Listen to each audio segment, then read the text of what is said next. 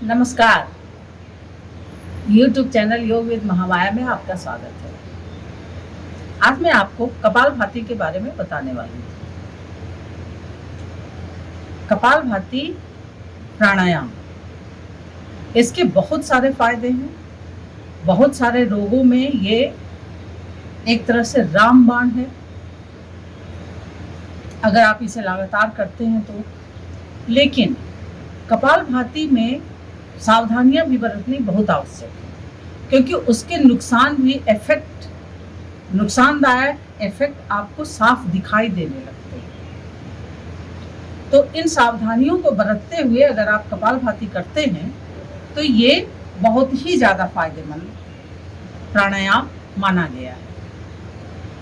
इसे कुछ लोग क्रिया भी कहते हैं, क्योंकि क्रिया का अर्थ होता है जो आपके पूरे शरीर की गंदगी को बाहर निकालने के लिए एक किया गया प्रयास, क्रिया।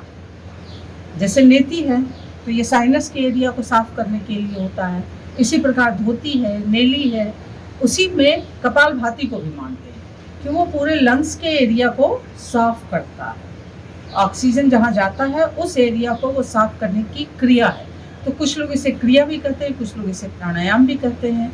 क्रिया का एक और कारण ये है, क्रिया क्यों कहा जाता है, क्योंकि ये आपके जो कुंडलिनी के सारे चक्र हैं और उस चक्र के जो शुरुआती आप देखेंगे कि मणिपुर चक्र, इस पे वो स्ट्राइक करता है, तो एक तरह से उसको भी एक्टिवेट करता है। तो इस वजह से भी इसे क्रिया कहा जाता है, चूँकि वो एक्टिवेट करता है किसको, आपकी कुंडलिनी के खास एक चक्र को, इसलिए भी इसे क्रिया कहा जाता है। क्योंकि जो हठ योग होता है, बहुत सारे लोग योग को हठ योग कहते हैं, कुछ लोग क्रिया योग कहते हैं। तो इस तरीके से जो विभाजन है उसमें जो क्रिया का मतलब है, क्रिया का अर्थ है क्रिया योग में, उसके अनुसार से जो ये कुंडलिनी के जगह को जो स्ट्राइक करता है, इस वजह से भी इसे क्रिया कहा जाता है। लेकिन ये महत्वपूर्ण नहीं है। महत्वपूर्ण ये है कि वो आपके शरीर में को कैसे इफेक्ट करता है, क्या क्या प्रभाव डालता है। तो ये पूरे लंग्स के एरिया को साफ तो करता ही है। इस वजह से जो भी अस्थमा के मरीज हैं, सांस के मरीज हैं, इन सारे जिनको भी थोड़ी भी परेशानी होती है, इन्फेक्शन वगैरह, बार बार सर्दी जुकाम इस तरीके से होते रहता है, वायरल फीवर होते रहता है, उन सब के लिए कपालभाति बिल्कुल रामबाण। आप अगर कपालभाति करते हैं तो इससे आपको मुक्ति मिल जाती है। वो सारा कंजक्शन के जो सारे कंजक्शन है वो सब निकल जाता है, और धीरे धीरे जो इन्फेक्शन होता है सांस की नली में, जो फूल जाती है नलियाँ, जिसकी वजह से सांस लेने में परेशानी होती है, सांस फूलने लगती है, वो उसको भी ठीक कर देता है। तो ये कपालभाति का बहुत बड़ा प्रभाव है। तो पहला तो सांस के रोगी के लिए आपके लंग्स के, आपके फेफड़े को मजबूती प्रदान करने के लिए, उसको साफ करने के लिए ये महत्वपूर्ण। उसके अतिरिक्त भी कपालभाति जब आप स्ट्रोक्स लगाते हैं इस एरिया में,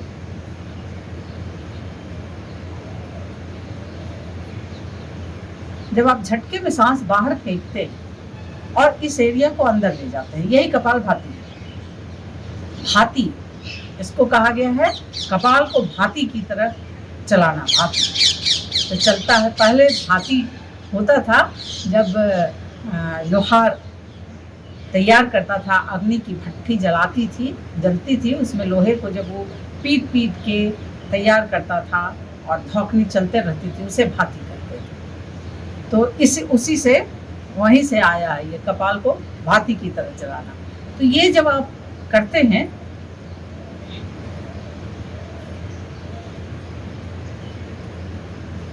सांस को झटके से बाहर किया और इस एरिया को अंदर किया, यह है कपालभाति।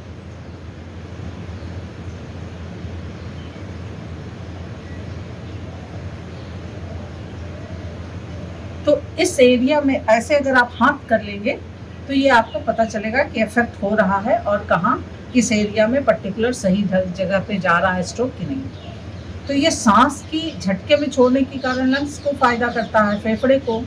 इसके बाद लेकिन ये जो झटके में आप जो ये डालते हैं, ये इसका भी बहुत, आपके ये पूरे सारे ऑर्गन्स यहाँ पे हैं, उस पे इसका प्रभाव पड़ता है। तो कपालभाति का ये पूरा इस एरिया में प्रभाव पड़ता है। ये देखिए नीचे आंतों में प्रभाव पड़ता है, बड़ी आंत, छोटी आंत, और उसके अतिरिक्त ये आपके लीवर में इफेक्ट होता है, पैनक्रियाज पे इफेक्ट होता है, दोनों किडनियों पे इफेक्ट होता है। अब इससे समझिए कि कितनी सारी जो आपके मेन ऑर्गन्स हैं उस पर इसका जो प्रभाव पड़ता है, उसकी वजह से वो सारा रिपेयर होने लगता है। तो ये डायबिटीज वालों के लिए भी बहुत फायदेमंद है। अब आप देखिए डायबिटीज वालों के लिए तो ज़्यादा ही फायदेमंद है, क्योंकि किडनी पे जो डायबिटीज का प्रभाव पड़ता है उससे भी ये बचाता है। उसके अतिरिक्त आपकी आंतों पे पाचन क्रिया से ये जुड़ा हुआ है, तो आंतों पे प्रभाव पड़ता है तो उसको भी अच्छा करता है। लीवर को निश्चित तौर पे कि आपके भोजन की जो पूरा का पूरा सिस्टम है, पूरे सिस्टम पे इसका प्रभाव पड़ता है। किसी भी तरह की जो जिनको खट्टी डकार और तमाम तरीके के पेट फूलना, गैस बनना, इस तरीके की जो तमाम परेशानियां होती हैं पाचन क्रिया से संबंधित, उन सारे में कपालभाति बहुत ही ज़्यादा इफेक्टिव होता है।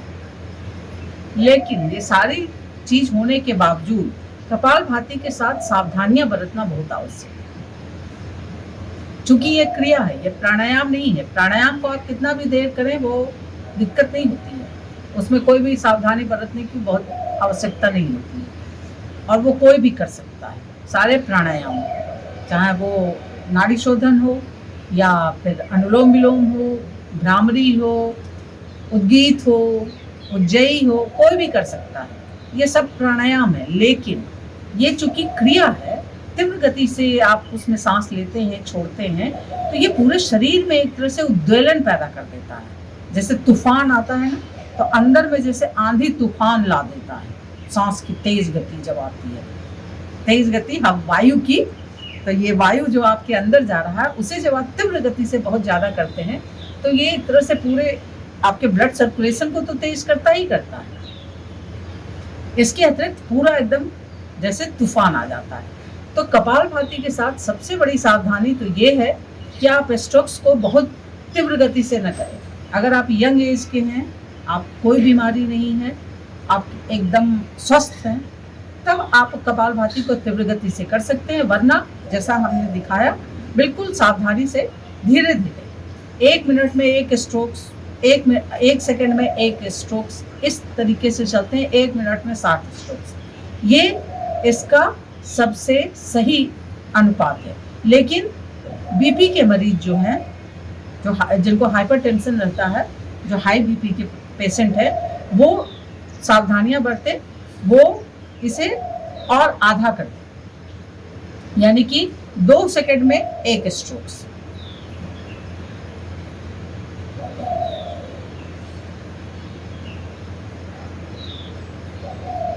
बिल्कुल धीरे धीरे करें। 2 सेकंड में 1 स्ट्रोक्स जब आप कर देंगे तो 1 मिनट में 30 स्ट्रोक्स। 1 मिनट के बाद आप आराम करें। आराम करें का मतलब आप स्ट्रोक्स लेना बंद कर दें और आंखें बंद रखते हुए आप कुछ भी कर सकते हैं, जप कर सकते हैं, कोई भी मंत्र जप सकते हैं और शांत बने रहें। बीच बीच में जो आप अपने आप को शांत कर लेते हैं, स्ट्रोक्स लगाना छोड़ देते हैं, ये भी कपालभाति के लिए बहुत अच्छा इफेक्ट देता है। क्योंकि तूफान जो आप पैदा करते हैं और फिर थोड़ा सा शांत हो जाता है, तो उसका जो साइड इफेक्ट है, बुरा प्रभाव है, वो कम हो जाता है। तो 30 इसीलिए कहा गया है, मैक्सिमम 30 स्ट्रोक्स एक बार में 30 स्ट्रोक से ज़्यादा आप स्ट्रोक्स न लगाएं। और उसके बाद थोड़ी देर बस आंख बंद करके आराम करें, कोई मंत्र जपें। आप देखेंगे कि कपालभाति का इस एरिया में प्रभाव पड़ता है, लंग्स में प्रभाव पड़ता है, इसके बाद मस्तिष्क पे भी प्रभाव पड़ता है। ये बिल्कुल लगेगा कि मस्तिष्क को एकदम वैक्यूम खाली कर देता है, क्योंकि बहुत तेजी से ब्लड सर्कुलेशन का तीव्र गति से प्रवाह होने लगता है। तो ये आपके ब्रेन को भी अच्छे से ऑक्सीजन भी पहुंचाता है और इफेक्ट भी उसका पड़ता है। तो बिल्कुल लगेगा कि एकदम वैक्यूम हो गया, अचानक से सारे विचार आपके सब गायब, खत्म, खाली। तो ब्रेन पे भी इसका असर पड़ता है। इसी वजह से कपालभाति को जब भी करें तो सावधानियां अवश्य करें, सावधानियों को ध्यान रखें कि जल्दी, एक तो जब तक आप बहुत स्वस्थ नहीं है जल्दी जल्दी स्ट्रोक्स नहीं करें, दूसरा एक बार में 30 स्ट्रोक से ज़्यादा न लगाएं। ये सावधानी बहुत आवश्यक है। अब ये तीसरी सावधानी, जब आप बहुत तीव्र गति से सांस को करते हैं तो शरीर को आपने उद्वेलित कर दिया, उसके बाद साथ साथ में शांति फिर लाने के लिए, शरीर को बैलेंस बनाने के लिए, शांत करने के लिए आप कोई न कोई प्राणायाम अवश्य करें। या तो नाड़ी शोधन प्राणायाम करें या फिर अनुलोम विलोम करें। ये कपालभाति के साथ साथ साथ जोड़ करके अवश्य करें। केवल कपालभाति कभी न करें। खाली केवल बैठ गए प्राणायाम की जगह पे केवल कपालभाति आप किए जा रहे हैं, ये आपको नुकसान कर सकता है। आप जब भी तीव्र गति से सांस लेते हैं उसके बाद आप बिल्कुल शरीर को शांत करने वाले प्राणायाम अवश्य करें। तो अनुलोम विलोम साथ में कैसे करते हैं, अनुलोम विलोम देखते हैं कैसे करते हैं। ये जो योग मुद्रा होती है, दोनों उंगलियों को ऐसे बना लिया, एक नाक को इससे, एक नाक को इससे। बाईं नासिका से धीरे धीरे सांस ले भरते हुए ले गए, दाहिनी नासिका से धीरे धीरे सांस छोड़ा, फिर दाहिनी नासिका से धीरे धीरे सांस ले गए, बाईं नासिका से धीरे धीरे सांस छोड़ा। देखिए ये अनुलोम विलोम आप कपालभाति के साथ अवश्य करें। कितनी कितनी देर करें? कपालभाति को मैक्सिमम आप 5 मिनट करें। 5 मिनट, अगर ज़्यादा बहुत धीरे धीरे अगर आप स्ट्रोक्स ले रहे हैं, बीच बीच में आराम करते हुए कर रहे हैं, तो आप इसे 10 मिनट लगा सकते हैं धीरे धीरे। जैसे बताया ना कि 30 स्ट्रोक्स लगाया, उसके बाद आप आराम किया, शांत हो गए, फिर 30 स्ट्रोक्स लगाया। मेरे हिसाब से 100 स्ट्रोक्स बहुत होता है किसी भी शरीर को स्वस्थ करने के लिए। अगर आप में कोई परेशानी, कोई बीमारी जिस वजह से आप करना चाह रहे हैं, चाहे पाचन क्रिया की वजह से, चाहे अस्थमेटिक हैं, चाहे सांस की प्रॉब्लम है, इस वजह से अगर आप करना चाह रहे हैं तो 100 स्ट्रोक्स तो बहुत है, उतने में ही आपको एकदम ठीक हो जाएगा। फिर ज़्यादा करने की क्या ज़रूरत है? मान लीजिए कि मुश्किल से ऐसे आपने झाड़ू लगाया तो यहाँ साफ हो गया, और फिर झाड़ू लगाए जा रहे हैं, फिर लगाए जा रहे हैं, तो इसका क्या मतलब है? इसका कोई मतलब नहीं रह जाता है। वो आप करते रहते हैं, उससे फिर 10 तरह की परेशानियां पैदा होती हैं। तो 100 स्ट्रोक्स तो बहुत है। अगर आप लगाना चाहें बहुत ज़्यादा, अगर आपको शौक है कि कपालभाति करने का, तो आप 200 स्ट्रोक्स लगा लें। लेकिन ये जो 500 स्ट्रोक्स लगाते हैं, 1000 स्ट्रोक्स लगाते हैं, 30 आधे घंटे, ये करने की चीज़ नहीं होती। ये बिल्कुल ही कपालभाति के साथ तो भूल कर भी न करें ऐसा प्रयास।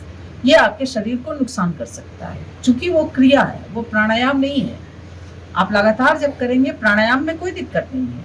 आप अनुलोम विलोम को आधे घंटे करें, 1 घंटे करें, कोई फर्क नहीं पड़ता है। उद्गीत को भी, लेकिन उद्गीत प्राणायाम के साथ भी है कि आप उसके इफेक्ट को कितनी देर झेल पाएंगे। तो मैक्सिमम प्राणायाम का समय है 5 मिनट, 5 मिनट, 5 मिनट, ऐसे ही किया करें। इतने में ही आपका शरीर स्वस्थ हो जाएगा। तो 5 मिनट अगर आप कपालभाति करते हैं तो 10 मिनट आप अनुलोम विलोम करें। जो लोग बिल्कुल ही मानसिक तौर पर थोड़ा अशांत रहते हैं, शांत नहीं हो पाते हैं, उनके लिए तो ये परम आवश्यक है। ऐसे लोग जब कपालभाति करते हैं तो वो अपने साथ 10 मिनट, 5 मिनट कपालभाति तो 10 मिनट अनुलोम विलोम अवश्य करें। अब आती हूँ कि कपालभाति कैसे करें तो उसके ज्यादा फायदे मिलेंगे। या आपने देखा था कपालभाति करते हुए? ये कपालभाति हो गया। अब आप इसको करते हैं कि आप सांसों को धीरे धीरे धीरे धीरे भरते हैं। कहाँ? इस एरिया में आप भर रहे हैं। ये फूलते जा रहा है। जितना सांस भर करके इसको फुला लिया, फिर झटके में छोड़ा। जितना अंदर पेट को ले जा सकते हैं उतना अंदर ले गए। तो फिर से देखते हैं।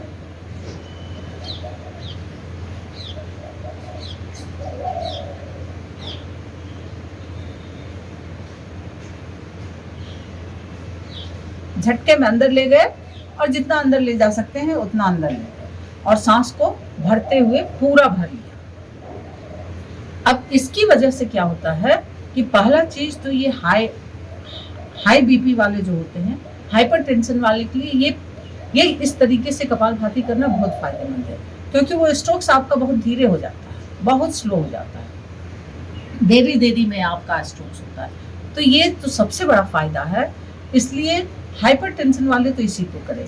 और जो सांस की तीव्र गति से आप कर रहे हैं, सांस आ रही है, जा रही है, आ रही है, जा रही है, उसमें आप देखेंगे कि ये सांस की गति भी थोड़ी सी मतलब लंबी गहरी हो जाती है सांस, तो निश्चित तौर पे, और जब उसका ज़्यादा इफेक्ट होता है और वो उसकी जो साइड इफेक्ट हैं वो साइड इफेक्ट कम होने लगते हैं। इस प्रक्रिया से अगर आप कपालभाति करेंगे तो इसके नुकसान बहुत कम होते हैं और आपको फायदे ज़्यादा होते हैं। जो ब्लड सर्कुलेशन जो तेज होता है, जब आप इस तरीके से करेंगे तो आप देखेंगे कि वो ब्लड सर्कुलेशन अच्छे से बैलेंस वे में तीव्र होता है। और झटके वाले में जो करते हैं, तो जैसे किसी नाली में, मान लीजिए कि नाली में है, आपने पानी डाला, तो ढेर सारा पानी जब आप डाल देते हैं तो कैसे उसका प्रवाह किस तरीके से हो जाता है। और जब आप एक सम वे में पानी डालते हैं तो नल का साफ भी होते रहता है और प्रवाह भी ठीक से बना रहता है। तो इसी तरीके से जब आप बिल्कुल ही तीव्र गति से स्ट्रोक्स लगा रहे हैं तो उसका प्रभाव अलग होगा, और जब आप उसको धीमी गति से करके पूरा ऑक्सीजन भर के सांस, और तब जब आप स्ट्रोक्स, गहरा स्ट्रोक्स लगाएंगे, जितना ज़्यादा अंदर से अंदर जा पाएगा और जितनी देर वो आप उसको अंदर ले जा सकते हैं, तो इससे ज़्यादा फायदे होते हैं और नुकसान कम हो जाता है। तो सावधानियां भी आपको बता दिया कि आप साथ में अनुलोम विलोम या नाड़ी शोधन प्राणायाम अवश्य करें। धन्यवाद। मेरा YouTube चैनल सब्सक्राइब करें, बेल आइकॉन दबाएं और वीडियो पसंद हो तो इसे लाइक और शेयर करें।